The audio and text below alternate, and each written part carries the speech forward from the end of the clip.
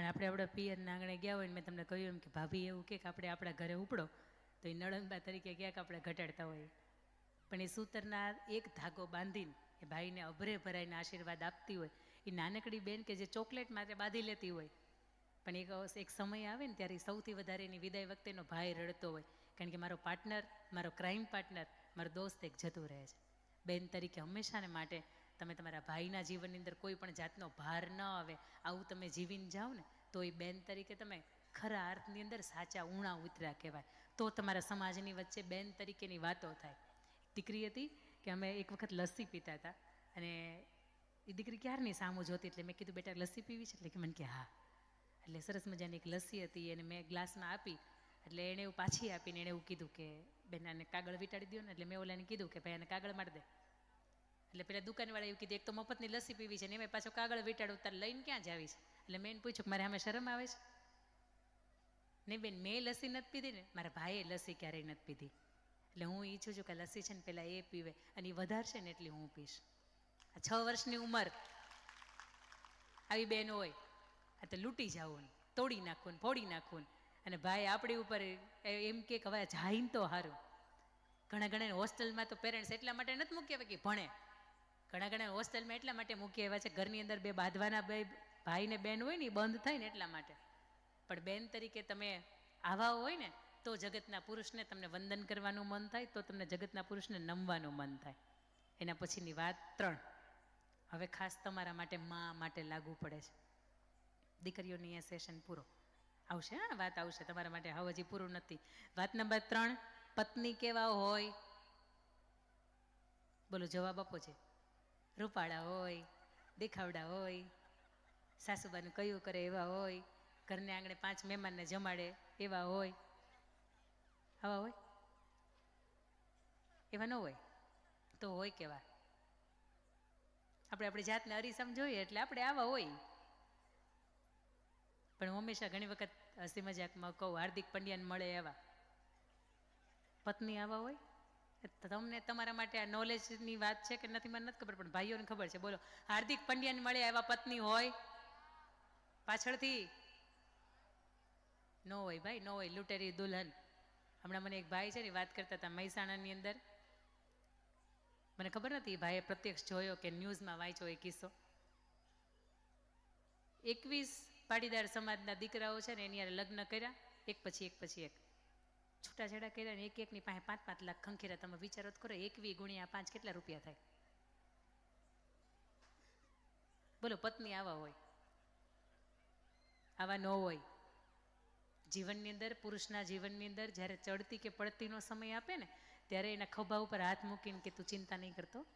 એક મિત્ર બનીને કહેતો હોય તારે હારે છું, એક પત્ની બની તરીકે કહેતો હોય તારે હારે છું, અને તારા જીવનનું સૌથી શ્રેષ્ઠમાં વાલસોયું પાત્ર કે ને તો તારા જીવનની અંદર હું હારે છું, તું ચિંતા ન કર. કારણ કે એ હારી ગયેલો, એ થાકી ગયેલો ઘરે એટલા માટે આવે છે કે એને આશકારો થાય. પણ ઘરે હાય હોય ને હૈયા પીટ હોય તી જાય ક્યાં? પાનના ગલ્લે સિગારેટ ફૂંકવા જાય? ગમશે? માવા ખાય ગમશે? ઘણા ભાઈઓ હોય ને એને તમે પૂછો ને, બે ભાઈ તમે પાનના ગલ્લેથી ઘરે જાઓ કેમ નહીં? એટલે મને એમ કે તમારી પાસે બેનું, દીકરીઓની કે મા બેનની કે પત્નીની એવી જ વાતો છે કે જે બહુ સારું છે. અમારે ઘરે આવો ને તો તમને ખબર પડે. સમજાણું? તમે હુઈ જાઓ ને પછી એને આવવું ગમે છે એનું કારણ કંઈક આવું છે. ઘરે ઓલો સાંજે 6 કે 7 વાગે આવ્યો નથી, બા આમ કરતા હતા, છોકરા આમ કરતા હતા, ભાભી આમ કરતા હતા, મોટા ભાઈ આમ કરતા હતા, પપ્પાને તો કંઈ ખબર જ નથી પડતી. કેટલી ફરિયાદો આપણી પાસે હોય ને છોકરાને તો એવું જ કહી રાખ્યું છે આપણે કાવા દે તાર પપ્પાને માથે હું 2 શિંગડા છે. બિચારા છોકરાને એમ થાય કે પપ્પા ખાલી ખીજાવા હાટુથી ને ફી ભરવા હાટુથી જ ઘરે આવે છે, બાકી ત્રીજું એની પાસે કોઈ કામ જ નથી. અને પાછા એમાંય પપ્પા ઊંચા અવાજથી ખીજાય ને એવું કહે ને, હે તું આમ કરતો એટલે કે બિચારાને રહેવા દો ને. એ આપણે નારી જો ધારે તો દુનિયા બદલાવે ને અવળી જો ચાલે તો ઘરને લજાવે. શસ્ત્રો ઉઠાવી મેદાને જો આવે, દશરથની આંખોમાં આંસુ પડાવે. દશરથ રાજા જ્યારે જરૂર હતી ત્યારે 2 આંગળીઓ રાખીને કઈ માતાએ પૈડા ઉપર હાથ તો રાખ્યો, એને વિજય તો બતાવ્યા, પણ જ્યારે સમય આવ્યો ને ત્યારે બરાબરનું માંગી લીધું. એટલે તમારે અત્યારે એનિવર્સરી આવતી હોય, બર્થડે આવતો હોય, અને તમને એમ થાય કે મારા પતિ મને સોનાની ગિફ્ટ આપવાની વાત તો કરતા હતા, ચાંદીની ગિફ્ટ આપવાની વાત તો કરતા હતા, મહેરબાની કરજો, માગતા નહીં, નહીં માગતા. એને 15 વાળ માંડવા વધ્યા છે ને, એ અહીંથી બધા ભેગા કરે ને તઈ એ 15 તમે વિચારતા હોય ખરી જાય તો ચોક્કસ તમારી હમણાં એનિવર્સરી શરૂ થાય ને એની દર માંગજો, મારી ના નથી. નિર્મલા સીતારામન કાલે દેશનું 9મી વખત, કે ભૂલ ન કરતી હોય 9 કે 10મી વખત બજેટ રજૂ કરવાના છે. એને તમે જોયા ક્યારે આવડો મોટો હાર પહેર્યો છે, આમ આવડા મોટા મોટા મોટા પાટલા પહેરે છે, આવડી મોટી મોટી બુટીઓ પહેરીશ જોયા?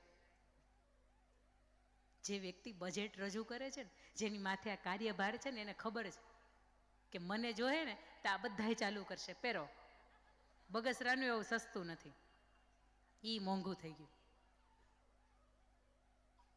હું તો એમ કહું કે સમાજની અંદર ઘણા બધા રિવાજો હોય ને, એમાંથી એક આ રિવાજે કાઢી નાખવા જેવો છે. કેટલાને ટાલ પડવાનું બંધ થઈ જાય. 15 તોલા, 20 તોલા, 25 તોલા, 30 તોલા હોય તો જ આવે. અહીંયા તમે દીકરીઓ તરીકે બહુ ભાગ્યશાળી છો, કાંઈ ચિંતા જ નથી. ખાલી જે દેવું એ લઈને વયું જાય. અત્યારે ઘરમાં 25 તોલા પેલા પડ્યું હશે ને તો કોકને લાવશો. સમાજમાં 1000ની સામે 970 દીકરીઓ છે, પણ તમને ખબર છે પાટીદાર સમાજનો કિસ્સો શું છે? એમાં 1000 દીકરાઓ છે ને, એની અમે 750 પૂરી દીકરીઓ નથી. એટલે અમુકને બજરંગ દળની હારે જોડાવાનું.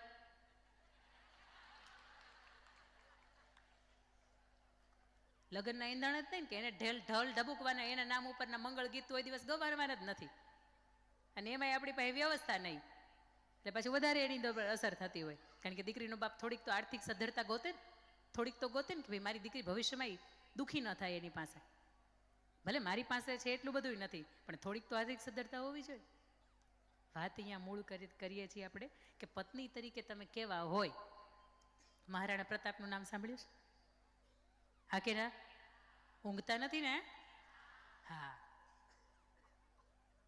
મહારાણા પ્રતાપનું તમે નામ સાંભળ્યું ને તો એમના પત્નીનું નામ સાંભળ્યું છે? નહીં બેન, એ અમે ન સાંભળીએ. અમે ખાલી મહારાણા પ્રતાપનું નામ આવડે તો ઘણું. અને એ ઓલા ભણતા હતા, નાના હતા ને તો એ ખબર છે. બાકી મહારાણા પ્રતાપ ક્યાંના રાજા હતા અમને કાંઈ ખબર નથી. એને ઘોડાનું નામ પૂછો અમને કાંઈ ન આવડે. કોની સામે લડ્યા હતા કોને ખબર છે? ખાલી મહારાણા પ્રતાપની ખબર છે. એમના અર્ધાંગના અજબદે પવાર, મેવાડના એ રાજવી, અને અજબદે પવાર રાણાનું મોઢું થાકી ગયું હોય, અકબરની સામે લડતા લડતા ક્યારેક પોતે હારી ગયો હોય ને, ક્યારેક નિસ્તેજ થઈ ગયેલો ચહેરો હોય ને એને જુએ ને, એટલે અજબદે પવાર ઊભા ગઢની કાંગરી ઉપરથી જોતા હોય તો કે આજ રાણા થાકી ગયા છે. એટલે એ નીચે આવે અને રાણાને એવું કહે, રાણા થાકી ગયા હોય ને તો આ 2 હાથની તલવાર મને આપી દો, આ ચેતક ઘોડો મને આપી દો. મારી અંદર પણ તાકાત છે કે તમે આરામ કરો ને ત્યાં સુધી મેવાડની રક્ષા હું કરી શકું છું. પત્ની આવી હોય તો એ પુરુષને કોલર ઊંચો કરીને કહેવાનું મન થાય કે હા, બાકી તો કેવું પડે કે હા થોડાક ધીમે હો.